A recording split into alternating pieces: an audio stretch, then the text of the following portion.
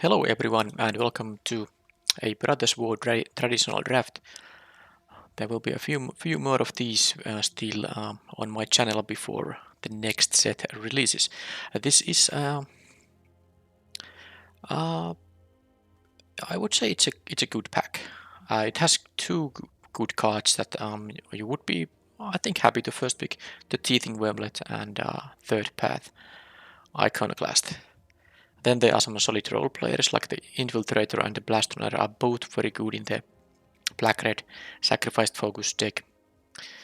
Of course, you could only take one of them, and first picking the Blast Runner would maybe be a little bit uh, ambitious, but you could do that. Alright, I think I'll take the Wormlet. It's a single color card. This can be more impactful, but it also is two colors and not really that great on a splash, so you want to be exactly blue-red.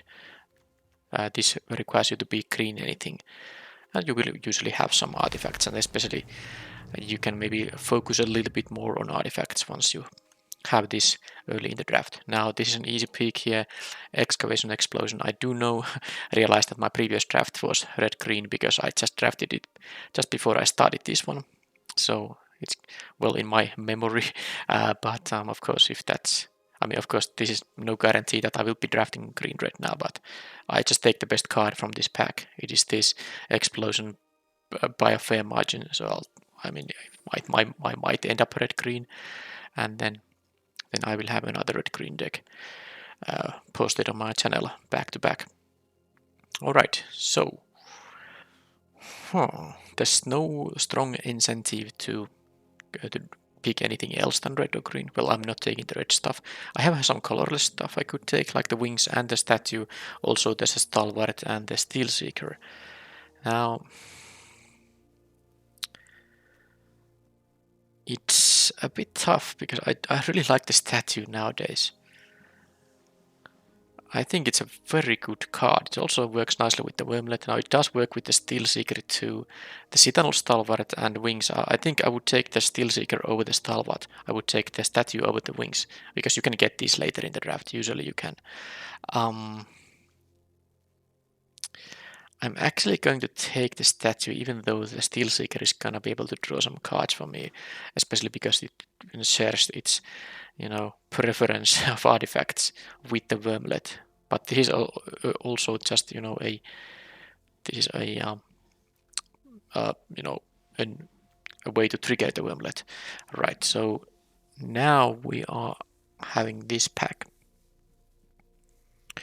which has Ashnod, which is pretty good. Now, I don't see red here. There's the sibling rivalry, I see it, but it's not in consideration at all. There's also a couple of white 2-drops that both are fine.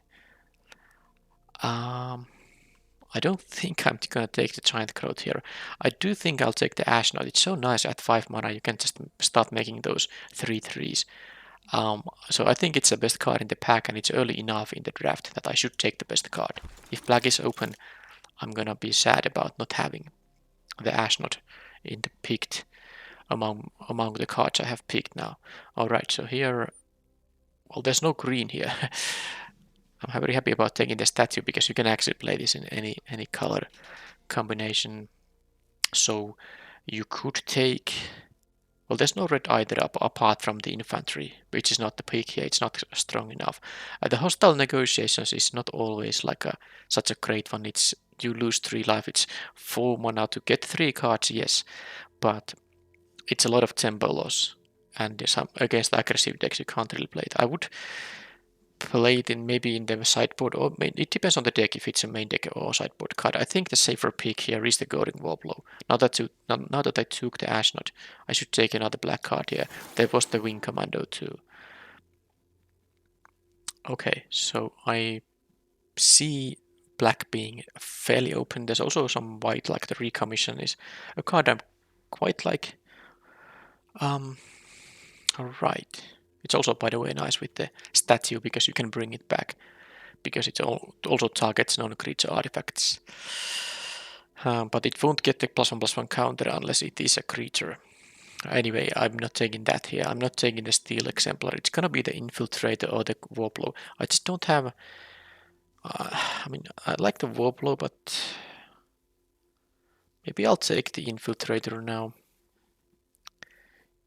No, I take the Woblo. There's still a chance I'm gonna be, you know, green, black, and then the Teething Wormlet likes those 2-drop artifacts for sure. Okay, there's a Gix's Keres. I think I'll just take that. No matter what my second color is. I mean, I have one green card, one red card. I could be anything, but I'm potentially being black. So yeah, this is a somewhat weak pack, but this Keres is actually a fine card. And there's Locust, and then there's mediocre stuff.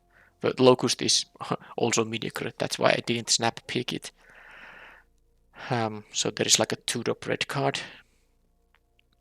I guess I could be red-black.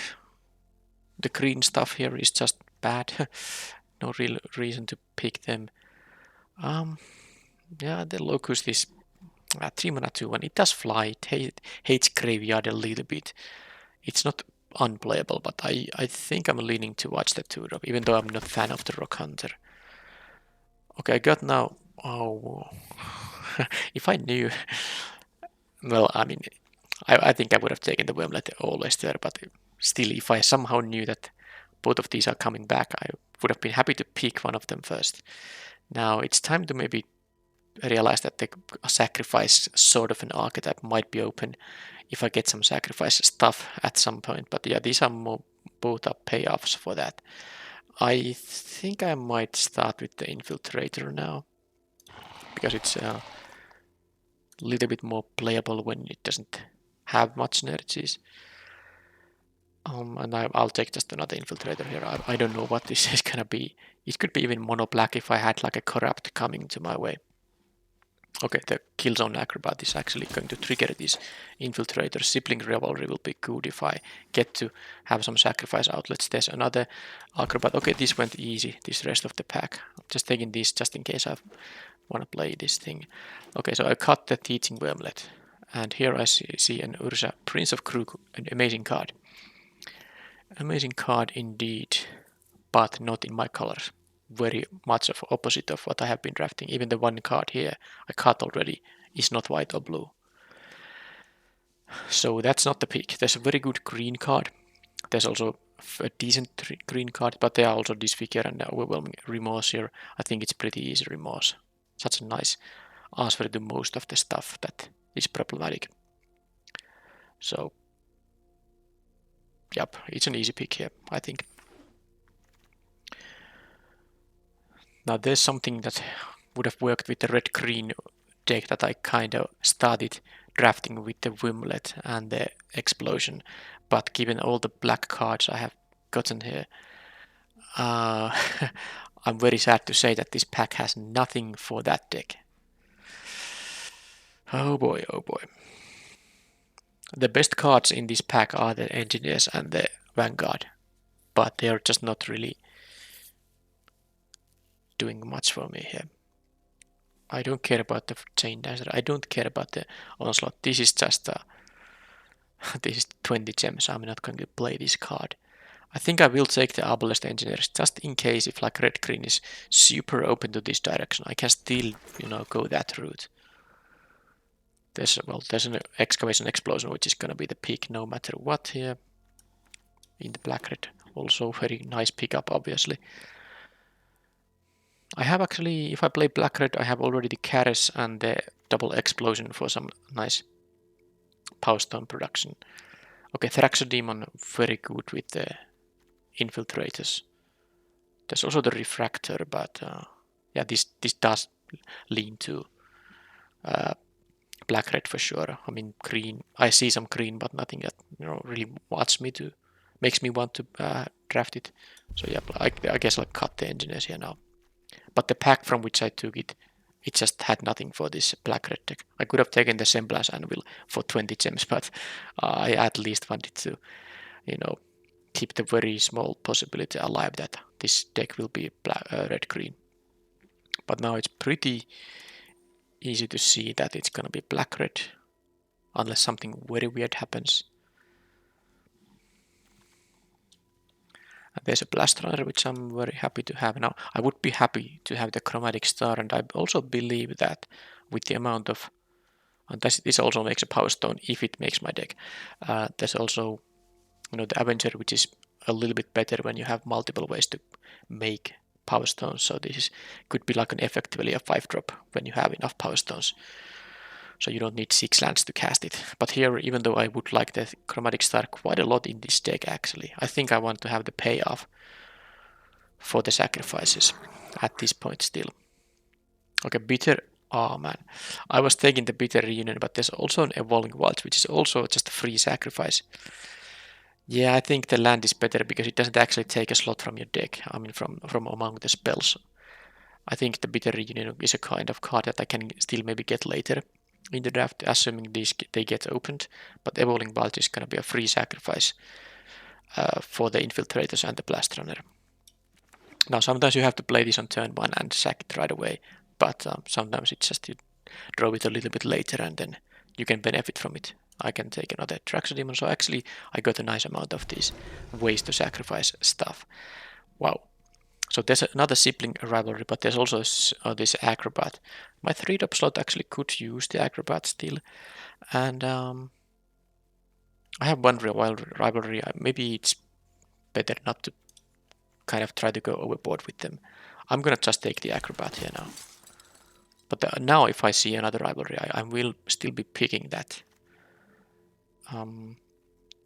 Okay, conscripted infantry is like it's decent in decks that have ways to sacrifice things because it comes with a free thing to sack. But I have some number of 3-drops. I could take the No One Left Behind actually. It brings most of my stuff back, and also the Warblow. I can play it early as a 1/1 Death Toucher, and turn 5 I can play this for 5 mana and bring it back as a 5/4. But I guess you could have taken the 3/1, but I just don't think after having these 3 of these Acrobats, I don't want to have these kind of mediocre 3-drops anymore. Hey, look at this, I got the 20 gems from this pack. I'm not going to play the Chain Dancer, not going to play the Onslaught. 4 mana for 2 1/1s is just not enough. I mean, it's too much mana for what you get. So I'm going to take 20 gems here. Okay, another No One Left Behind. I don't think I'm gonna play more than one, but it's the only card for my colors and the highest rarity card in the pack for Volt maximization. Yeah, no to Scrapsmith. Yes to 20 gems. Yeah, I haven't actually played the Disciples in any deck. I don't think there's in the end enough unearthed creatures to make this worth it. You rarely have a deck that has like 7 unearthed creatures, and I think that's the kind of number you need to have for the Disciples.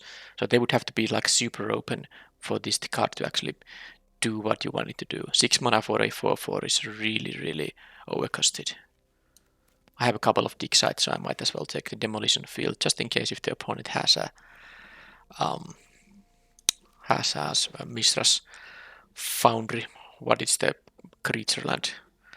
Okay, so here I have a Mechanized Warfare, but too many black cards to make it a worthwhile inclusion. That's my opinion here. Burnished Heart sacrifices, but so does Evolving Wild, which I'm gonna take. So this thing is actually very decent if you have a lot of red stuff, but I have 1, 2, 3, 4, 5, 8. At least 8 creatures that don't benefit from this, because they all are just black and not artifacts. So that's not really a great card if most of your stuff don't get the benefit from the ability. I'm just taking another Evolving Wilds. I have enough things that care about it. I mean, it's actually only 3 things, I suppose, but maybe I will find more. Okay, well, there's a Bitter Reunion and yet another Evolving Wilds, also another shot at the hostile negotiations.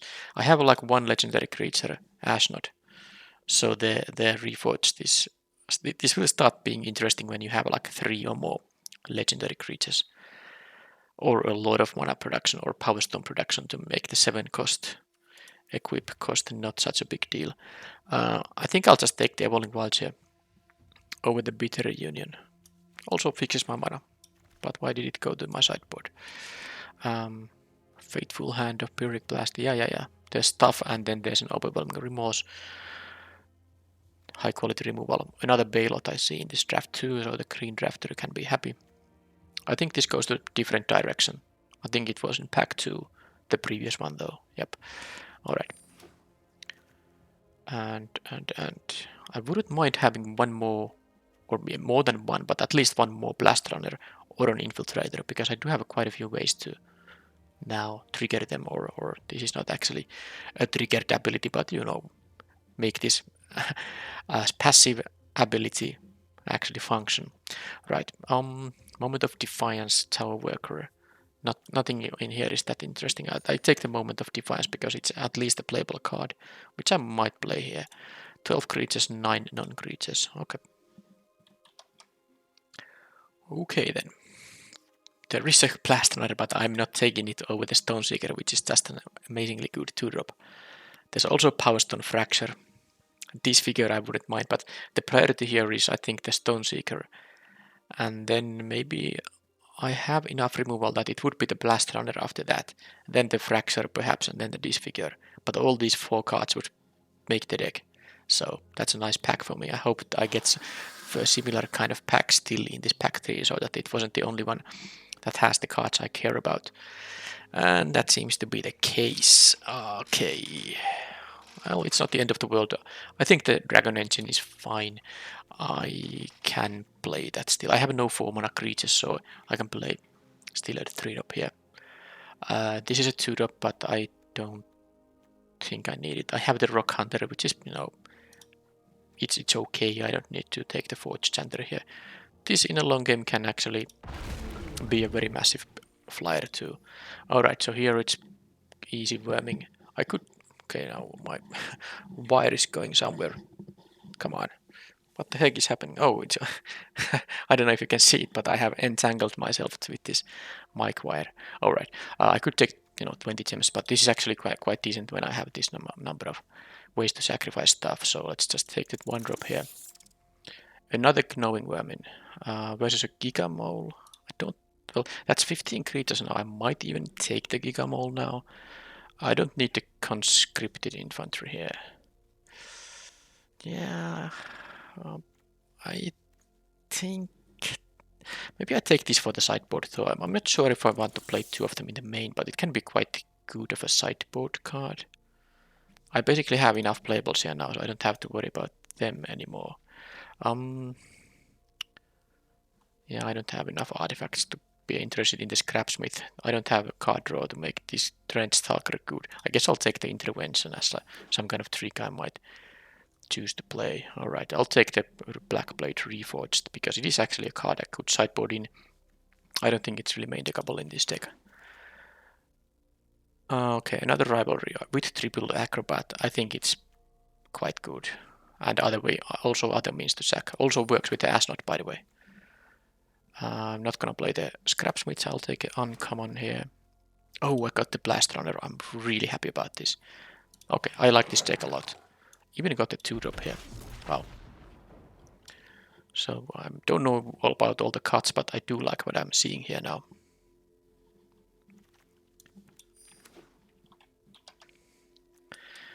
Okay then, that's 27 cards. This can be a 16 land deck, I believe. Oh, the No One Left Behind is actually a reason to...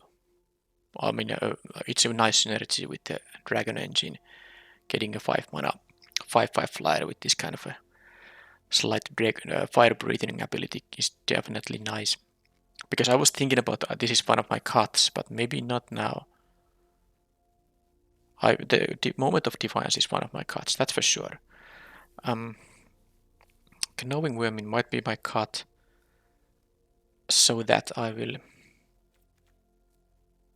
sideboard it in. But maybe I can see my 2-drops now that I actually realized that the Warplows are also 2-drops, so I have a lot of them now. Not counting let's count only the actual creatures that will, you know, be creatures without paying 2 mana. So that's 1, 2, 3, 4, 5, 6, 7, 8, 9 2-drop creatures. Well, I can easily cut both the Rock Hunter and the Dwarven Forge Chanter, and this is basically it. The deck, I mean. I don't have to cut the worming. I can keep one of them in the main deck.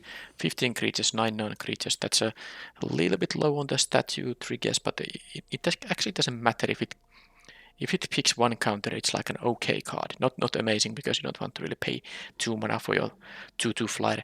But once it picks another counter, it's already gonna be a 3/3 flyer for mana activation, of course, but still, it's not bad. And then any more than 2 counters makes this just a legitimate threat that can end games. So yeah, I'm playing that for sure. Because of course with 9 non-creatures, I can get 2 counters on it fairly often. So this is just the deck. The Gixis Cares. It is, well, it's a trigger for the statue. It also gives me a power stone I can sacrifice. Also, it helps me cast the 6 mana warp blow and, give the dragon engine. Maybe if it doesn't get me to 8 mana, at least it gives me mana to use the vibrating ability here. So I think I'm gonna do it like this. Double sibling rivalry has 3 killzone acrobats and 1 ashnot to synergize with. So that's really nice. And then of course, and that only requires, just having one of these on the battlefield ready to attack and me having these in my hand and 4 mana. And then the other alternative is to have 7 mana and a Thraxodemon up. And I can use Power Stone mana for the activation of the Thraxodemon, so I don't necessarily need even 7 lands to steal something and then draw a card from it. And that's of course very good value. So yeah, I believe this is the main deck with 16 lands, and there are 3 Evolving Wilds, so colors should work quite well, but on the flip side, with this many Ender's tapped lands, getting these 1-drops might not always be possible on turn 1. But these are of course very good with the double Infiltrator and double Blast Runner. The Evolving Wilds will be quite nice. Yeah, I don't need the Onslaught. I have 1 Vermin in the sideboard. I have 2 No One Left Behind here, so is that something I might want to actually play with as a multiple? I mean 2 of, because it's so good with the Dragon Engine. I mean there could be an easy cut. I guess it's that if I would cut a card from this main deck, it would be the Vermin, because this is not always going to be that great. I don't even benefit from milling myself, because I don't have any emergency welds and I don't have anything that has Unearth. So milling myself, well, actually I do have the No One Left Behind, so there's that. That's the only thing. So if I played 2 of these, I would cut the Vermin.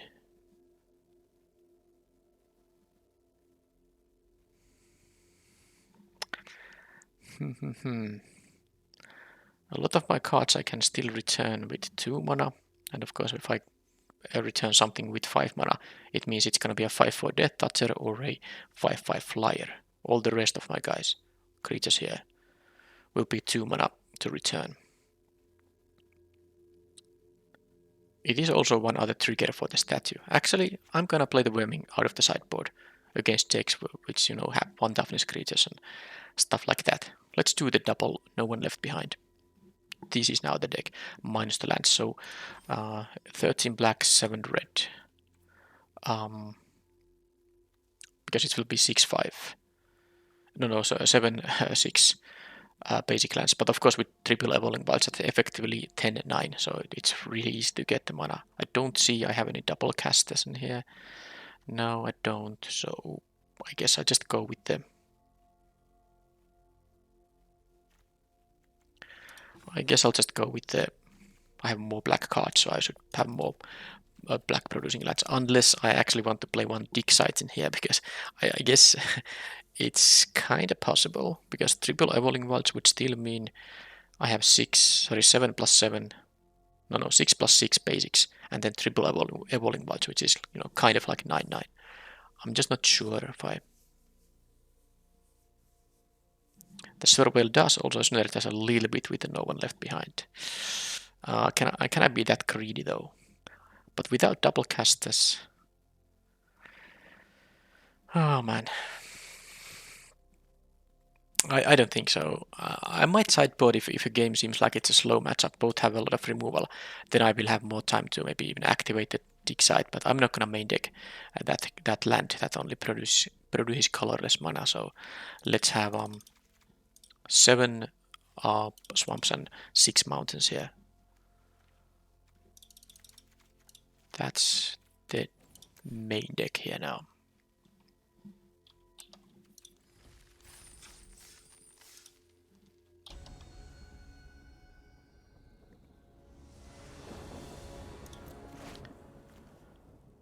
Okay, I need 1 land, after which I can at least cast 2 more spells.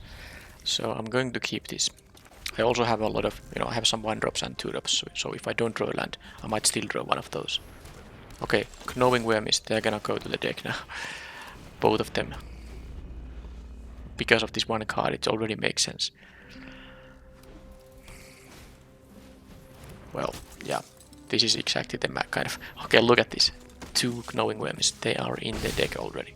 Well, they are not actually, sadly, but... Alright, so I need to hold these guys back a little bit, so let's play the creature for now.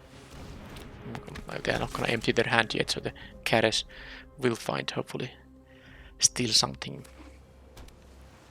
But yeah, this was... They were on the play. 1-drop on turn 1, 2 1-drops on turn 2. That is not what usually happens in draft. And it would have been a little bit easier for me if I was on the play, but they happen to have this curve out being on the play, and now they have also a trick of some kind. So, I mean, I can't just try to deal with that trick, but... Or maybe they just... Okay, there was no trick. Alright, I'm happy about that. More frontliners. Okay, their deck is super aggressive. Now I can sack something and steal and sack something now. That will leave me with pretty... I mean, what it had to be, it would have to be the officer before they get to activate it. I'll take a bunch of damage, but I guess it just has to happen. I also get the Power Stone token from this. I don't care about... no, the damage I deal here. I'd rather have this unblocked, sorry, untapped, but that was the only way to get rid of that thing. And then retrieval agent. Okay, they have... I mean, they could actually have 1 land only in the hand now. And they can make the agent fly there. They have been really... Oh, this is actually bad. I mean, my Gix's Cares might not do anything here. So let's say if I do... I guess I can still activate the statue. So I'm gonna play this now, and I have the statue as a 3/3 blocker. And they actually did have a card. I'm happy to snatch here. Okay, so that was fine. That was fine, and I am still among the living because they can make the agent into... Well, actually they can make it into a 4/3. Or they can... Yeah, they can make it into a 3/4. Yeah, I guess the... But I can double block it with these guys, yeah, because they can't... Well, let's see if they are going to unearth that guy. Okay, because of course the frontliners can pump here. But now they have only 1 mana, one activation for the agent, because it's 2 mana to use the agent. Plus 1, -1. So let's now see what they're gonna do here. Okay, they actually make that guy fly. So they are... I think I will survive this attack, and I might be in not such a bad shape here in the end. Because of the overwhelming remorse here. I could also play this just as a 1/1 death toucher too. Well, it depends on if I draw a spell or what I do here.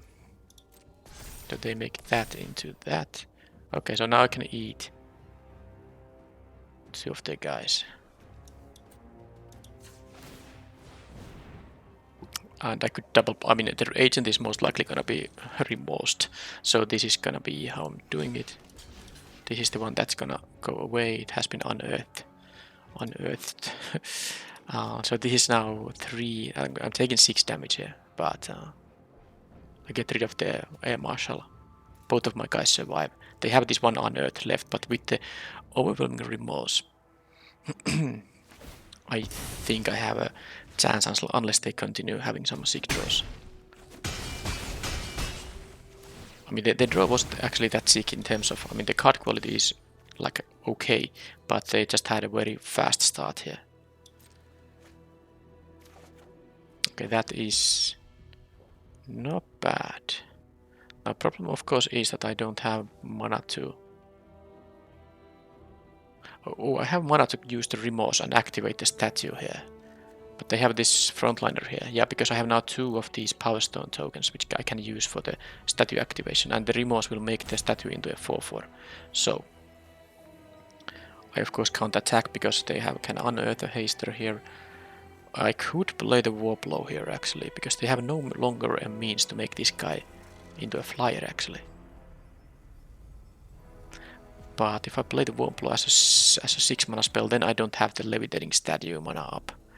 So I think I like the other option more, which involves me having an overwhelming remorse and the statue.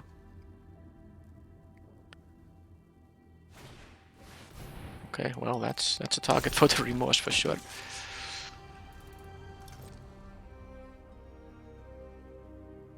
Sadly, I can't eat the agent now. I will kill the Callis and just jump. You know, well, they just chose to do. Oh wow, that's fine. Yeah, this is gonna go.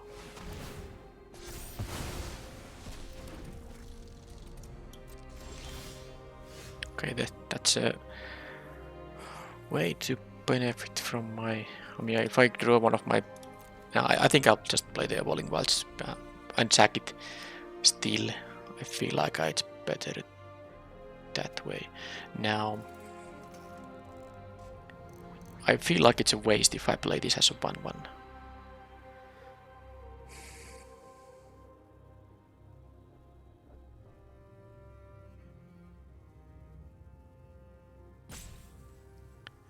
I don't want to kill this, they get the Scry, and I don't care about the 1/1 death touch, sorry, first striker now.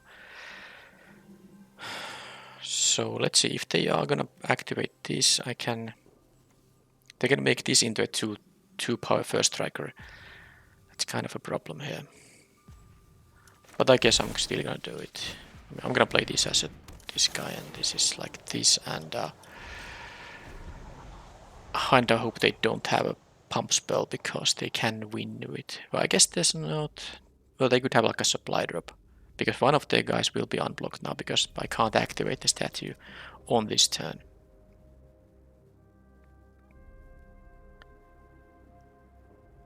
So if they do the unearth now, I will just have to take 2 damage here.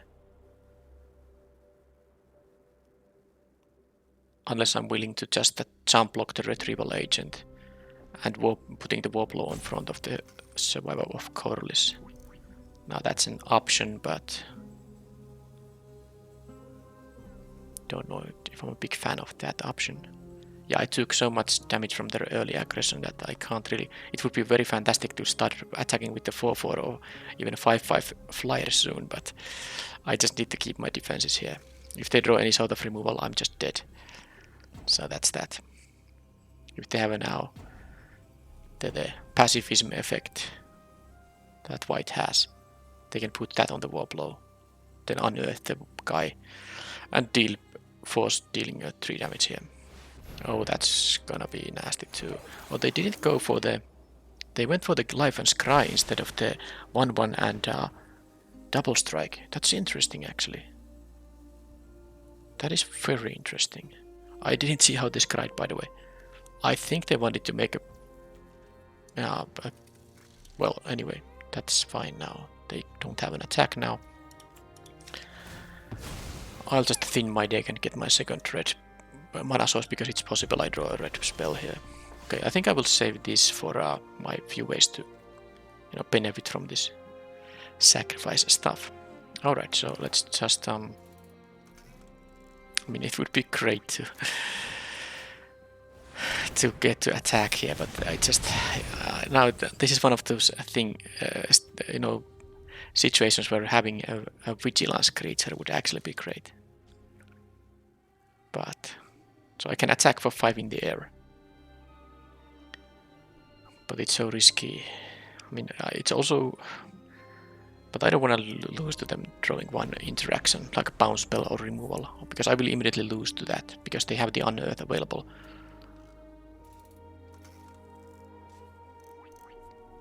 So if I tap now one of my would-be blockers, then... Okay, Sigil of Valor. It's... Maybe not. It's only for each other creature. I don't think it's enough here. Yeah, it's not gonna do anything. Okay. I need to draw something now. I need some spell before I can attack. That's just how it goes. There's no attack for me here. Because they have this sigil up. Yeah, I just need to... Yeah. I mean, it's time for them to actually draw some lands. But they might have scried some lands to bottom. I sadly didn't, you know, see how they scried with this thing. Another retrieval agent. Alright, alright. Well, at least they don't have mana to pump them that much, but I do need now to match their play with a non-land draw. Okay, there's an infiltrator, which is good enough for the Evolving Wilds. But now that they had a creature, I still can't continue attacking. I'm only at 3 in here, and that's horrible. How many attacks have I missed here just because I have to keep all these defenses up? A lot of attacks. So I need to draw one more spell than they. Well, I don't know why I didn't crack this, because I'm a stupid person, I guess. Just to thin my deck, and maybe I could have drawn another Gixan Infiltrator. But now, maybe I got punished because of that. I drew yet another land. Well, I can't do anything here, so let's just move on. I have 16 lands in the deck. 1, 2, 3, 6. That's 10. And when I fetch one of these, it's gonna be 11. So I will have only 5 lands left in my deck and 16 spells. Now I don't forget about this. I'm happy that the opponent does play their lands, but it makes sense because they have the agents. They might wanna maximize their pumping ability usage. Alright, well, with the Overwhelming Remorse, I think I can start doing things in here. Attacking with the statue, I believe, is the call here. And of course I'm gonna use the Remorse only after they have committed to a attack of some kind. Because I have a very fast clock here. It just has been so many times when I haven't been able to use this guy because I have been needing it for defensive purposes, but now with the Remorse. Of course, if the opponent now matches if they draw like a removal spell, then of course I think I will not be able to. Okay, well that's annoying, but they also can't like attack with everything because I have a lethal counter attack now, so. Okay, they can do that. I made a mistake. Autopilot, autopilot, autopilot. If I did, in response to that, exile one of the retrieval agents, that would be only a 3/3 and I would eat it for free. Well, you know...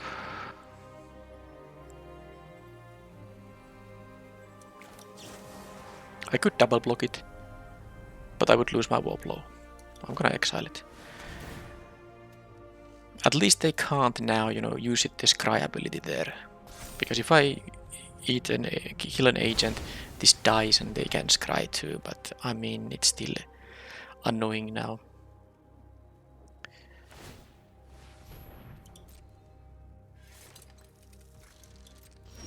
Oh, come on, I had only 5 lands in the deck and I still managed to draw one. This is horrible.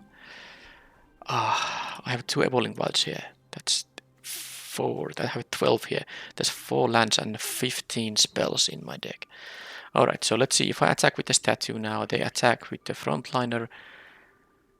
Well, I have to block everything but the frontliner, and I don't even if they move the Sigil of Valor on the frontliner, and plus this only works if it attacks alone. So yeah.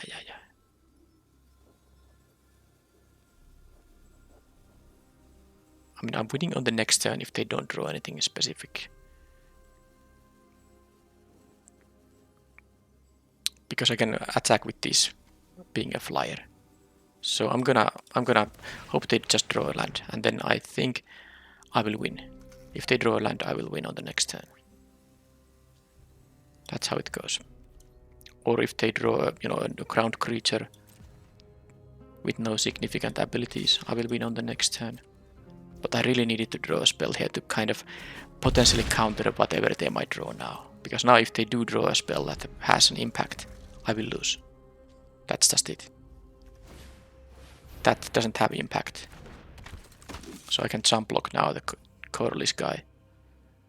And then I win. With the Acrobat and the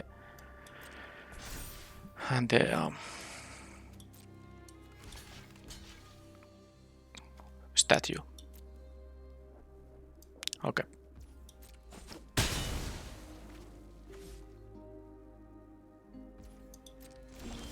Wow, and I keep drawing the lands, but none of that matters now.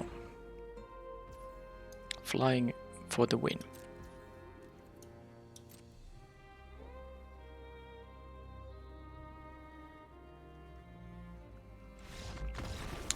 That was rough, but I managed to survive and win through this flooding out. Okay, well now I know what I sideboard here. Two obvious things. Double Knowing Vermin. How about the life gaining stuff? What else? Of course I need to make some cuts, but I'm just seeing if something here is especially excellent. I think the No One Left Behind is a little bit too cute here. I'm going to cut at least one of them. And how good is the Warblow? I mean, it's not that amazing against the first striker, so I'm going to cut one Warblow here. And then, do I care about the Moment of Defiance? Gaining me some life. Gaining me some life. And I would be cutting like a... honestly, the Acrobat isn't that great, but...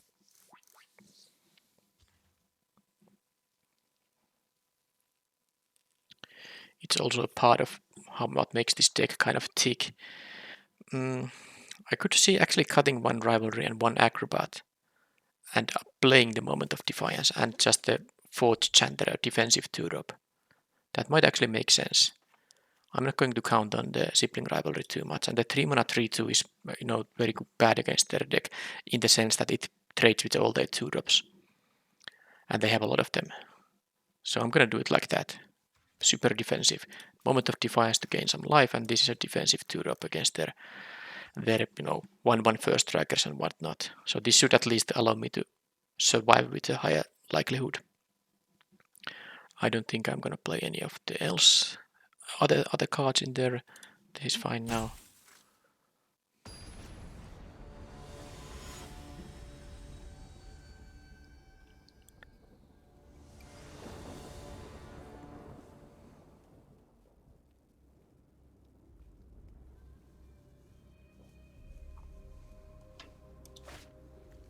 Okay.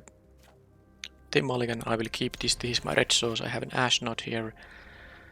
The Gix's Caress actually was a card I could have cut easily. I just somehow was blind to it. Oh well. Well, there is the Officer, but I guess I'll just eat it with the Explosion.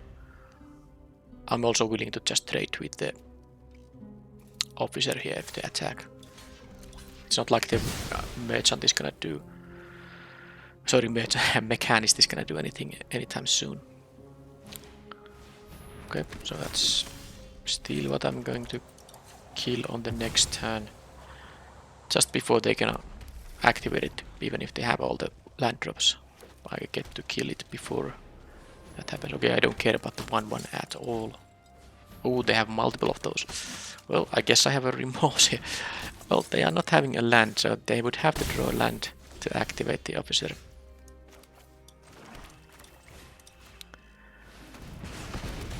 And then I just can't let them, you know, keep getting cards with this thing. I have to use the remorse on the second one. Foundry Inspector. So yeah, the Caddis is actually quite useless here. Maybe not when they activate these abilities. So it's not that bad. Alright. So I need some blockers here for sure.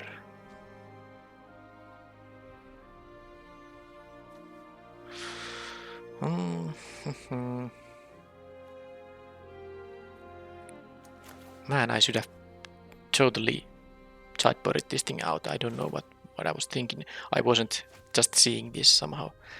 Alright, okay, so they're gonna make this guy into a 4-3 potentially. Well, I mean, I'll just play this and this.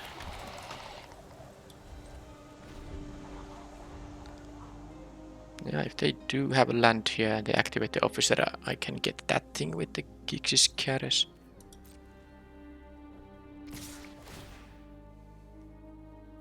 Can I afford to not? Because of course I can eat a survivor here. This will be a 3-2 now.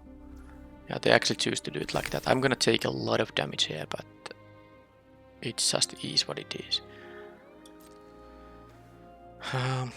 Yeah, I could trade with the officer though. It's not a bad idea in the sense that. But no, I'm gonna do it like this.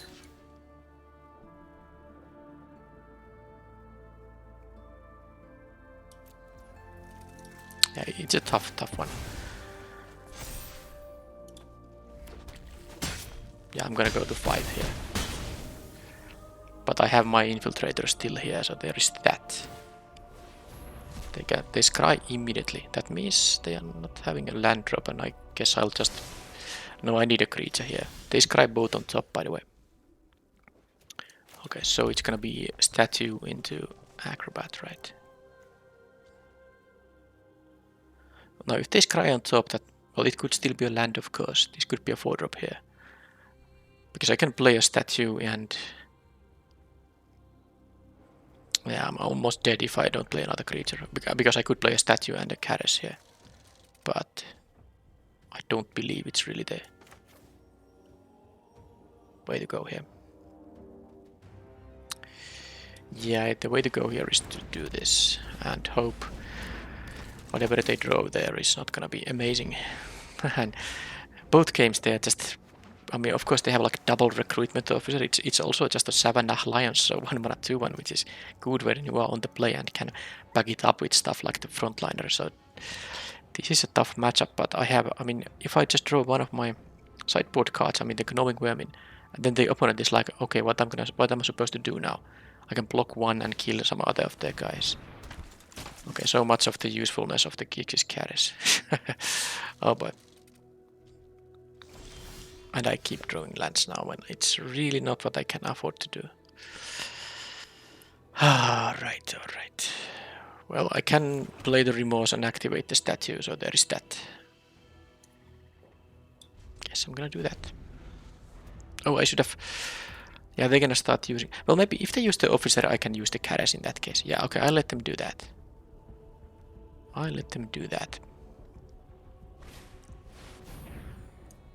That's 1 mana cheaper now because of the Inspector. Sure. That's a 4-4 Trampler. Well, I can't let that Trampler to... this is just... It's again just too much. How can I stabilize here? Maybe if I actually draw a Gnawing Vermin. That would have been useful later, a bit earlier. The problem again here is that I can't really attack here.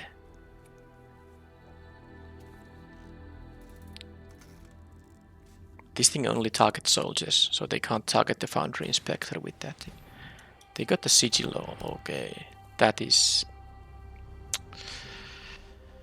I lost this game. I think I have very much... I mean, I would have to not only stabilize, but also start attacking for damage. And how can I do that when they can give +3/+3 to one of their attackers? I need to like another removal spell, that's just how it goes. That's gonna be a 6-5 now. I lose 2 creatures. I lose 2 creatures when I block that thing. And the one spell in my hand is useless. Yep. Alright, whatever. I mean, I know I already have lost the game here, so it doesn't matter really. I'm still gonna see what I'm drawing here, but of course next turn I will be in trouble when they make one of the guys fly, and it will be at least +2/+2. I have a 1 jump block on a flyer. That is 1 more mana, and that actually this would be a 5/5. Oh boy.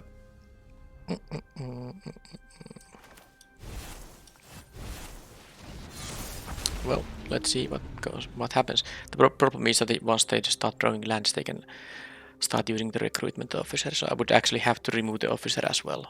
But okay, they didn't hit with that activation. Okay, they are gonna do that. Well, that's actually not so bad. I'm wondering why they attack with that guy.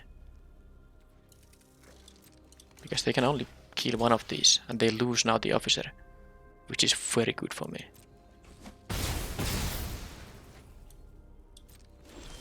Okay, what you got? What you got? Good card. Happy to get rid of it. But again, so let's see if I attack with the Forge Chanter. Do they have a good attack? I have a 3/3 attacker in here. They can. I will have to trade, but I will have to trade with the Air Marshal regardless. No, sorry, it's a 3/2, but oh, it would be a 4/3. No, if they attack with both, the sigil doesn't trigger. These can attack as a. No, if they have a creature. I don't know. I'm gonna attack now. Because if they draw a cheap enough creature, they can of course make the frontliner into a 3/3 attacker, which I have to just trade with, and that's horrible. Oh, they have a tactician, which means that they can't equip the Valor, but that's just an insane draw. I need my Overwhelming Remorse #2. There's like a very slight chance that I win, but I don't think it's easy through the sigil here. That's a bit too late, dear friend. I'm gonna mill myself, of course. Land. Well, that was a good stuff getting milled. I should play the land to maximize my Dragon Engine triggers. But now they can just give +2/+2 to one of these guys, and this Bourbon isn't even gonna kill anyone because all those guys have +1/+1. So yeah, they can attack with the frontliner. They can attack. Well, I wouldn't mind to trade with the Marshal. Yeah, now they're gonna get a +3/+3 on the attack. It is madness. Of course, they have also drawn just 4 lands here and 12 spells, which is very convenient for them. So now the frontliner attacks for lethal, and have my Vermin, which would be so good if without the tactician there. I could just jump it and kill the Marshal. So if I trade my engine, I just lose on the next turn. So I guess just do this, because they can make any soldier fly and give it this thing. All right, they had to draw the darn tactician. That was a nasty game. But let's go to game 3 soon. I mean, I'm not gonna concede unless I absolutely certainly lose. That actually could help me a bit, but I don't think it helps me enough. This will be a 5 toughness creature, but I mean, this will be a, yeah. I guess if this draws me into another good thing, they might make an all-out attack, and then the Moment of Defiance can actually. But yeah, then the sigil doesn't do anything, so they're better off just attacking with the sigiled creature. Yeah. So it's gonna be a 6/6 now. Blocking with this doesn't help. Actually, don't really want to show the moment to them. So what happens if I draw a Overwhelming Remorse? I can exile the Vanguard.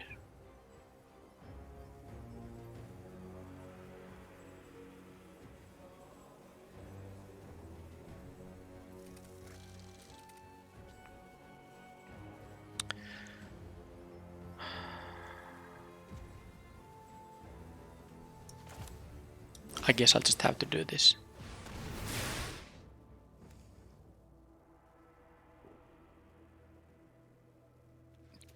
This will be a exactly 6 power guy, and then maybe I can get my 1 off. I still have one of the things that return from the graveyard. So this would be an 8/8 in that case. Sorry, 5/5 in that case, which could maybe be enough. And this is a card draw effect as well. So that thing flying doesn't make any, that doesn't matter at all. That's not good enough. Okay, block here. I have exactly 3 pumps here, so I get 6 life here as well. But I need to, this is not gonna win. I mean, this is just, this is not giving me the stabilizing effect at all.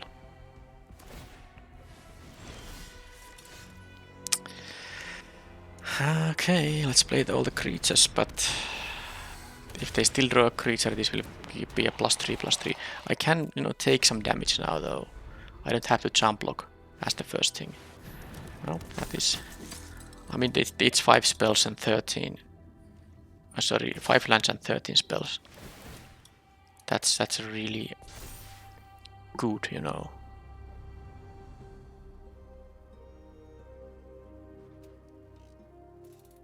Good mix for them. I'm not gonna...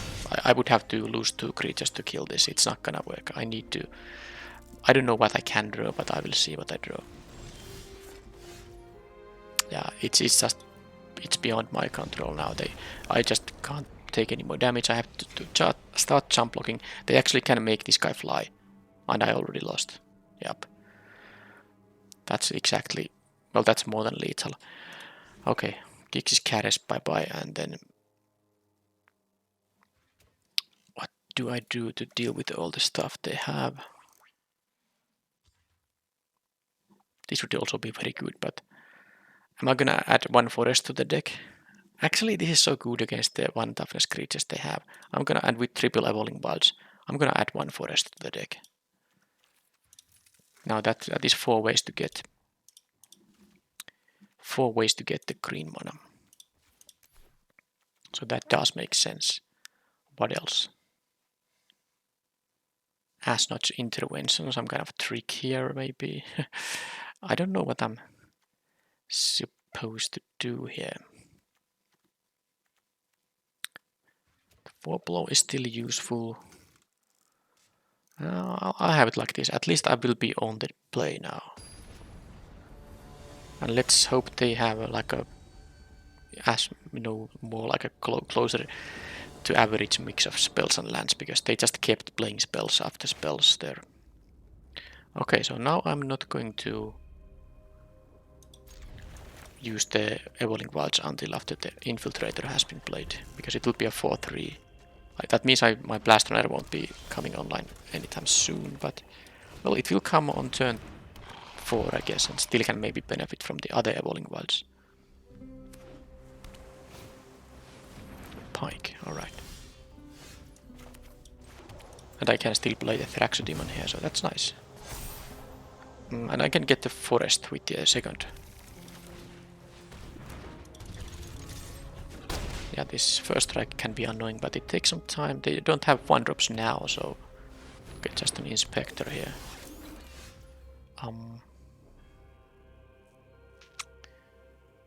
I guess I'm actually offering the trade.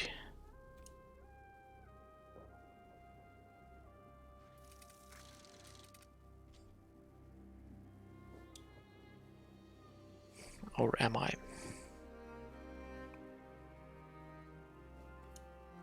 I am offering the trade here. I kinda hope they don't trade, but I'm still gonna be happy if they do, because this can make some of their stuff a little bit cheaper, although I guess they wouldn't have blocked in that case. But I can, exile their next creature. That is what I want to be exiling. But I guess after that I will be short on things to do, especially if I flood out here. Well, I didn't flood out right now, so I'm going to maybe Yeah, I want to play the acrobat this turn.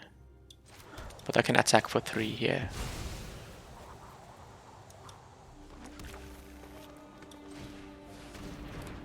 Because of the menace. And then I can... Well, I do need some spells here. It definitely won't be enough to just draw lands here. They don't have a creature now, so I hope they don't have a protection. Okay, I mean, I can't do anything else than this. And if they have a means to save this guy, then what can I do? Oh, what the? What on earth? They were having all lands. This is not even a lethal attack, it's only 6. Although, you know, I can make this guy fly when they're at low life total. I can sacrifice stuff to make this into a 3-power menace when they're at low life total. But I was having only a land in my hand as well. Well, anyway, I'm happy this match is over and I managed to actually win it in the end.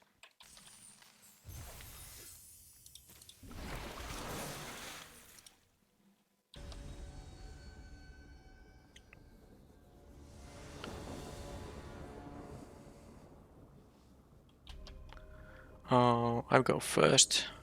Wait a minute, opponent, I think, got to decide who goes first.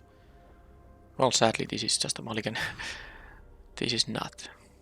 And without access to the acrobat, I think the sibling rivalry goes away. It needs too much mana to work with the Thraxodemon here. So I will keep this. Or did I already keep? No, I haven't kept because they are choosing whether they keep 7 or not. I think that they allowed me to go first. I appreciate that. Okay, so they did keep the 7 cards. I will keep the 6. Not worry about the rivalry. I can even bring back the Stone Seeker if it dies. So that it goes to the graveyard.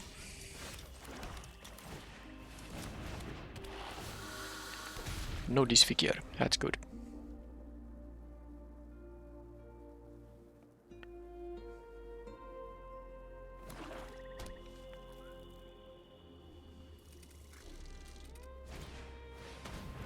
Okay.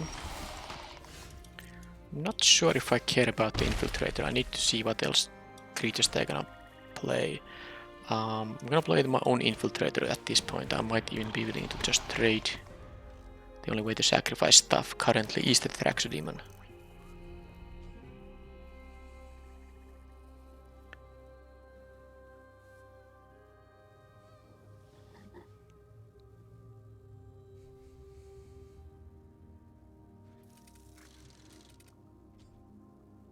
Okay, they have 3 swamps. Alright, well, so much for the explosion then. Oh well.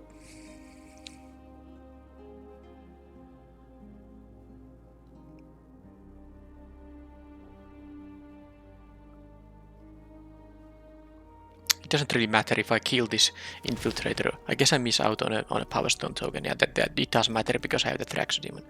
But me trading with the... Okay. With their stuff is kind of same. I can still use the No One Left Behind. I mean, all these cards eventually kind of might just trade with the Infiltrator. Thing is that this would have given me a Power Stone token and they choose to not... Oh, they choose to not block at all. I'm gonna actually check what is in their hand. I would like to, you know, have the Thraxodemon, but... Okay, so the Portal to Phyrexia is a long way from happening. Powerstone Fracture can kill one of my guys, they can sack that Powerstone. This is something that they need to sack a creature for. I don't actually want them to have the retrieval unit here, so I get rid of that. So they might of course get some very good card, but they have to sack the Infiltrator for that, and I wouldn't mind at all.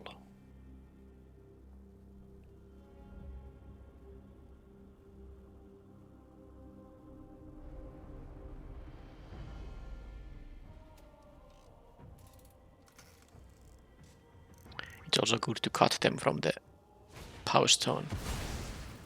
Okay, they didn't sack the Power Stone, they sacked the creature. Wow. Also, I didn't even realize, but this is quite funny. I have to sack a Power Stone because of the leaves the battlefield ability, and that actually synergizes with the Infiltrator here. Anyway, I'm just gonna bring the guy back, of course. Yeah, I mean, why wouldn't they sack the Power Stone instead? They really want to ramp up to the portal to Phyrexa. I guess they need only 3 more mana sources for that. And that thing I could... I'll just attack into... They can't block the Stone Seeker and they will trade with the Infiltrator, that's all fine. Well, that's also fine. I mean, they are gonna die before they can cast the portal here.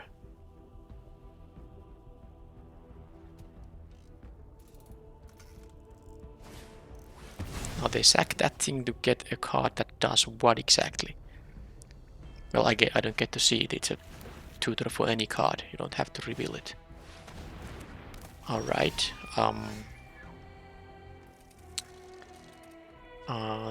They don't have time to do that.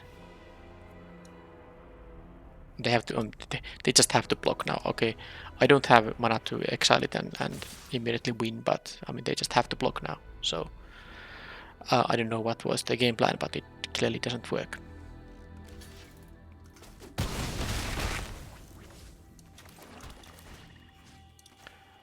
Unless they have like a, you know, land corrupt, get 6 life. Well, let's see. Skullflare doesn't do it.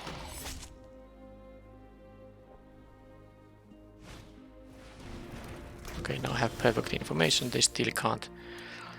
Well, I could use my removal, but it doesn't matter. This is many. I still have, you know, 3. Even if none of my guys had menace, they would still, of course, take 2 here with 3 lethal attackers into 2 blockers. So I don't have to show them the remorse here. Yeah, that was some weird choices there, maybe. It's very hard to get to this 9 mana, unless they have a lot of Power Stone production. I guess I saw a couple of cards that make them, but still.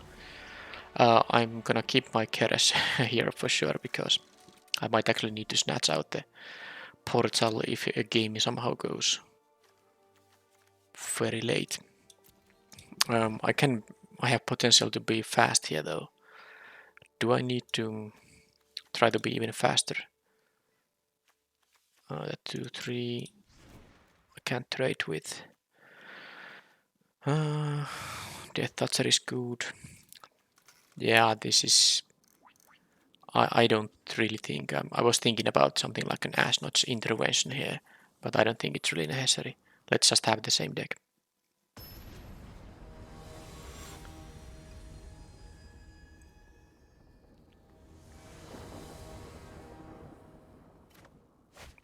Okay. So they actually let me go first. This is crazy. Because I don't see them having any reason to be on the draw here.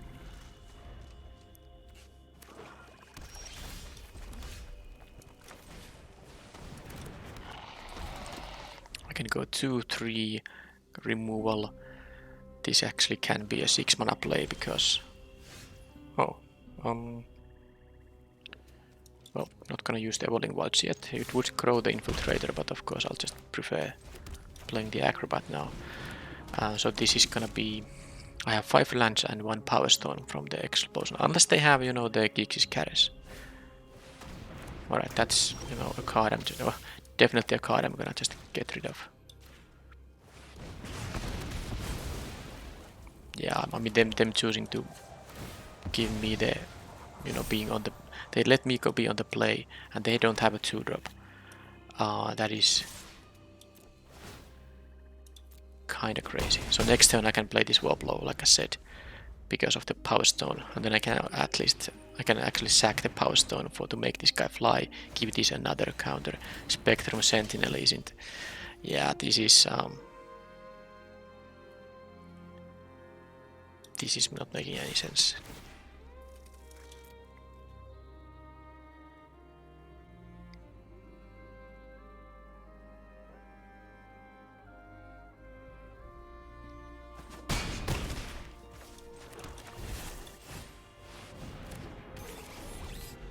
So I might even have a lethal attack on the next turn.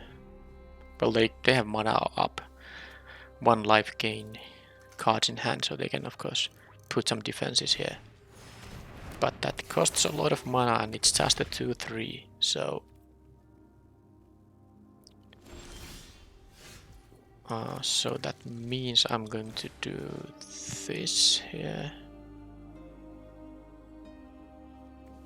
Is there any way I'm going to... Because I could actually use this as a burn to face. So let's see if I'm going to use the remorse here.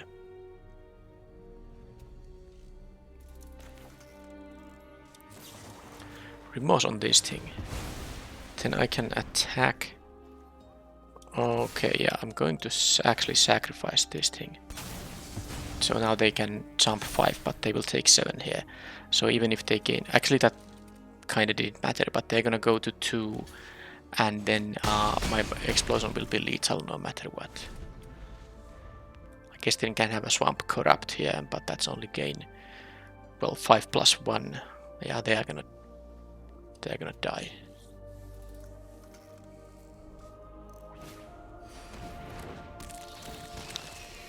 That is not enough.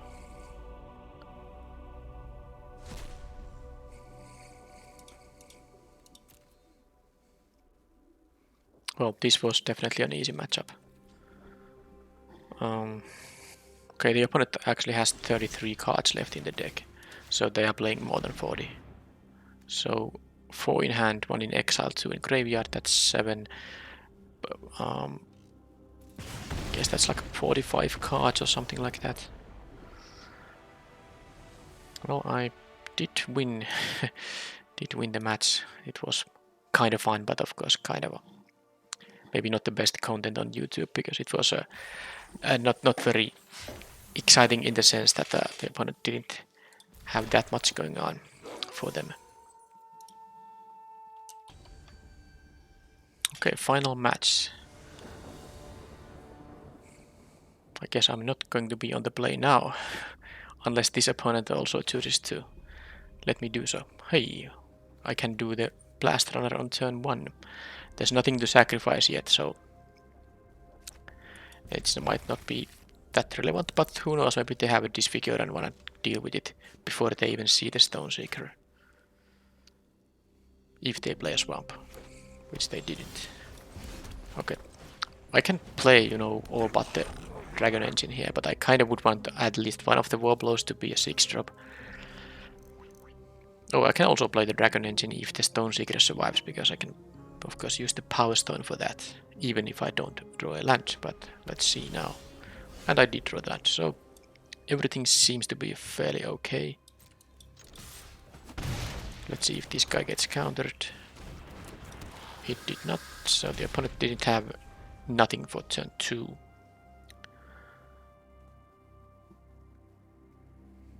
I wonder how I'm playing a turn 3 now. I don't have any non-creatures for the statue yet.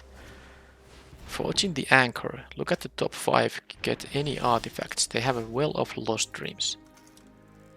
Well. Yeah, well. As in well. So I could play one Death Toucher here. But I can't really do anything with the statue. I think I just rather play this guy as a, you know, a little bit inefficient mana usage, but it's possible both of these will be 6 drops. Like if I draw a land on the next turn, I don't see any reason to play this as a 1/1. I mean, if they're gonna tap out for the well, okay, well that's a good one. But I have no one left behind, so I can attack with everything. I might want to use. Let me see, because if I lose any of either the Stoneseeker or the Blast Runner, of course this is gonna be a 2-mana spell. I have of course 5 mana available this turn, so statue, no one left behind. I still don't have mana to pump the engine. I just go here with everything. I don't care if any of these trades happen. They might choose to take it, but it's a lot of damage and I have these threatening menace creatures. I think they are going to block.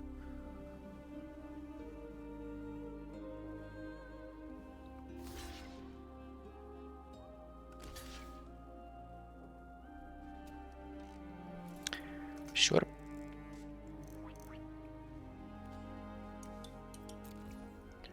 So I won't have mana to pump this. I wanna play two mana spells still. Yep. And it doesn't matter that I lose the token because I don't need the last mana for anything, no matter what. I can just sack this thing, and now the blast runner is a 3/2 with no benefit, and then I can do this and do this. I wonder when they're gonna have time for the Well of the Lost Dreams. It's a 4 mana do nothing on the turn they played. I have this board, they have nothing on the board. And I have a couple of flyers now, both threatening to deal. Well, I guess it's in the air, it's like a 3-turn clock or more. Don't have that much output in the air currently. But I have some ground creatures too, and this has menace, so let's see. Tower Worker can block my flyers. Oh, but there's also this. I hope they don't have Loran's Escape, but this is just too good to pass up, so let's try. And it worked. Alright, so now I can just play with Death Toucher, but it can be a 5/6 on the next turn. I'm gonna attack in the air. They are actually going to be in a... Yeah, now this is like a 2-turn clock in the air if they don't have more things that can block flyers, and then if they do, I have at least a Warblow here that I can play as a big ground creature. Okay, Sibling Rivalry might just be very good here. I think I'm not going to activate the statue now. It could be a Coilous Rock. I might have to pump this twice. Actually, I could pump this twice and still you know, have this attacking. But I kind of like the idea to have the 5/4 here. Okay. They have actually nothing there. I mean, I don't care, I'm just doing this. With the Sibling Rivalry, even if they rat the board somehow, I just steal one of their guys and deal the 3. They didn't unearth, they didn't play the Well of Lost Dreams there. So I don't know what's... And they didn't counter the Warblow. So maybe they just had given up, but they wanted to see if I give them more information, and I did. I played one creature, which is not a particularly useful piece of information. Okay, so that was a weird game. The Fortune the Anchor requires a lot of artifacts. They got, for their 3 mana sorcery, they drew 1 card. So, Cohort, Tower Worker, Well of Lost Dreams. Vermin is good against the Cohort, but don't really know if it's what I want to have. I'm gonna have the Cares here for sure. I don't really know if I need to sideboard anything out or in. I think this deck is good. I didn't see that much from them, so I'm gonna just submit the same deck now. Okay, they took some time to sideboard, so I wonder if there's some changes in their deck, but... Okay. Well, I guess these Infiltrators will be 2 mana 3/2s, and I hope I don't draw too many lands here. But yeah, I'm gonna keep it. It's fine. Maybe I can get the Blast Runner as my turn 1 play. I have 2 of them. No, Swamp is the worst draw.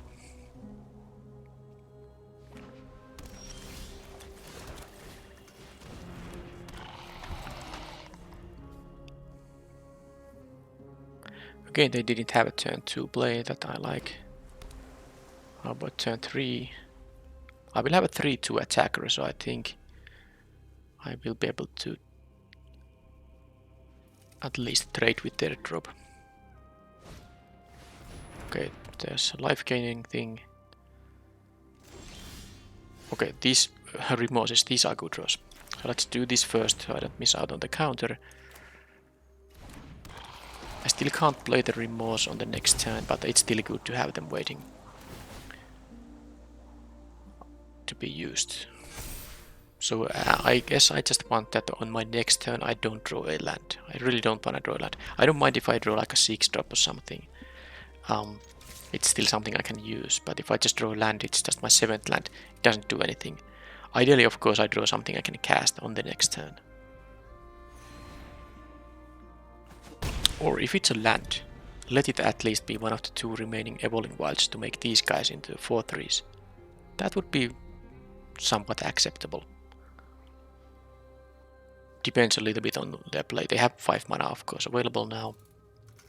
But the 4/3 should be able to push through most anything they have in a blue-white deck.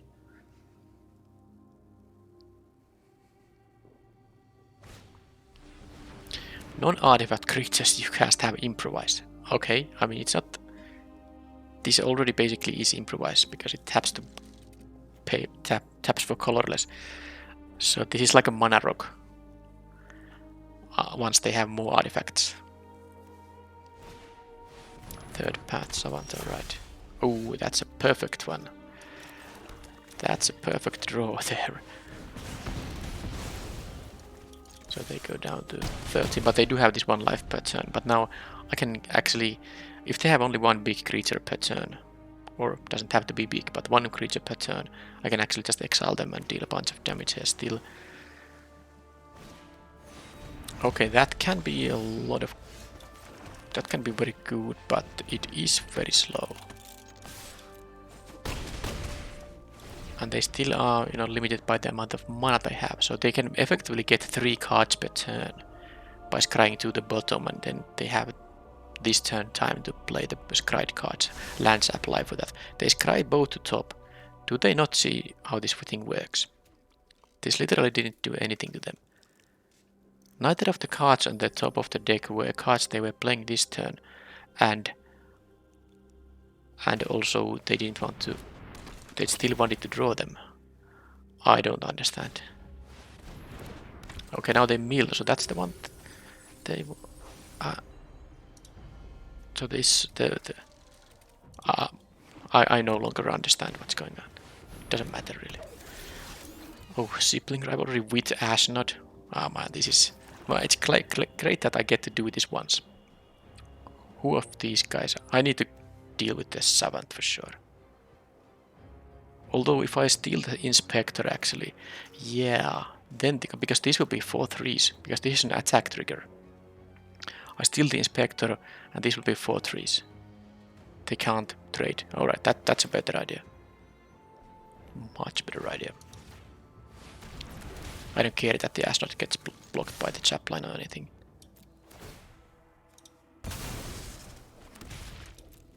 Yeah, this is nice.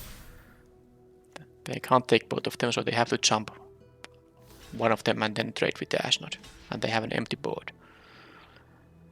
But they do have the Temporal Anchor. But I have 2 of these remorses. And of course I have 2 of these infiltrators. It's not like that I'm losing the infiltrator in the trade. And Ashnod has first, death touch, so of course that 2-3 died there. So now they scry both to bottom, so those get exiled. They can play these things on this turn. That's tough, but it's also a lot of mana. This is a 4 mana 3/3. They need to have 2 creatures because 1 I can remove. Even if I draw a land, I won't be able to have mana to cast both of these. But they can play that can get an artifact from their graveyard. That's the Foundry Inspector. All right. So this is actually good for them. This is a way for them to stabilize. That is in fact happening now. Unless I draw something good. If I draw a land, they actually might just get away from this game. Because the constant 1 life gain here I need help from my deck, because I can exile one of them. But, okay, that's a little bit insane. I can't do it all. But yeah, I think this is gonna be enough to win still.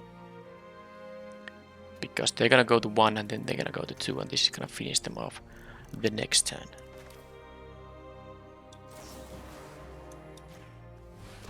Unless the card in their hand is something that...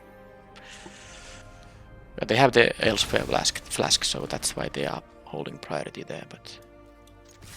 So my hope is that they only trade with 1 and they take 4 damage here.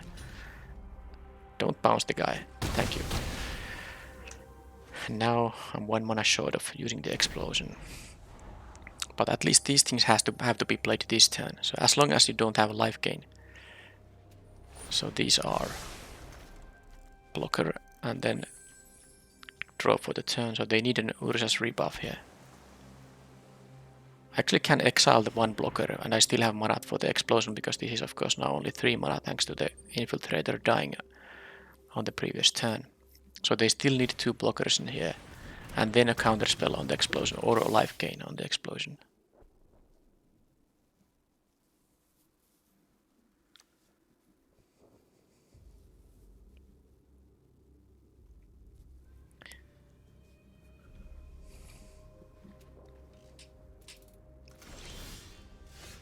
No one left behind can get me like an Ashnod. Well, I guess I'll still start with this and because if they have a counter spell, they would counter this now. Now, one card they can also have is that deal 3 damage to a tapped creature, gain 2 life. For that reason, I'm gonna do this before tapping my infiltrator. Because it would be really awkward to attack with this and then they kill this and go to 4 life and this is no longer lethal. I don't want that to happen. So now they first need to have like an Urza's rebuff on this thing. And then still have an answer for this guy. But they didn't and I won. So this was actually close because this could have, you know, if they were able to stabilize so that I didn't, for example, draw the explosion here. Yeah, them getting basically 3 cards per turn. It's so hard to beat, especially because they also gain 1 life per turn, so I couldn't really kind of try to find some points of damage here and there. They just, you know, go out of my reach. But gladly, my deck did a very good job in this game for sure, so I was able to win here. And that was another trophy, so 2 back-to-back drafts. Because I actually did not have a little break before my previous recorded draft and this one, so it's nice to get two trophies in an evening. Anything about the deck? Well, I mean, looking at the deck, I kind of wanted to trophy because this was quite good. I guess the No One Left Behind is not exactly that synergistic in this deck. I do like that I have these high quality drops like the Ashnod and the Stone Seeker that I can bring back for cheap, but I could have had like I don't know, something else in place of this No One Left Behind. But other than that, this was a somewhat focused sacrifice deck. I don't think I really did much.